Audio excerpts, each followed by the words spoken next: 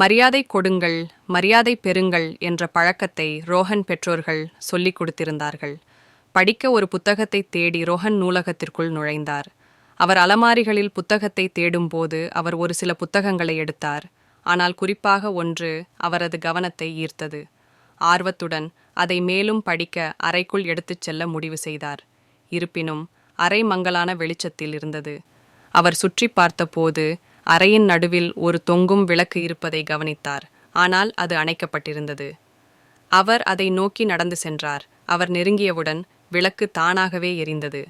ஆச்சரியமும் ஆனால் மகிழ்ச்சியும் அடைந்த அவர் புன்னகைத்து தொடர்ந்து படித்தார். சில பக்கங்களை படித்த பிறகு புத்தகம் இன்னும் சுவாரஸ்யமாக மாறியது. வசதியாக உட்கார விரும்பிய அவர் புத்தகத்தை ஒரு கையில் பிடித்து மற்றொன்றுடன் ஒரு நாற்காலியை அணுகினார். இந்த முறை அது மீண்டும் நகர்ந்தது. விசித்திரமான ஒன்று நடப்பதை உணர்ந்த அவர் மேலும் விழிப்புடன் இருந்தார். அவர் நாற்காலியின் முன் காலடி எடுத்து வைத்து ஆர்வத்துடன் ஒரு உட்கார்ந்த நிலையை பிரதிபலிப்பது போல் சற்று கீழே குனிந்தார். அவர் நாற்காலியின் அருகே காற்றை முகர்ந்து பார்த்தார். வா, என் மீது உட்காருங்கள்.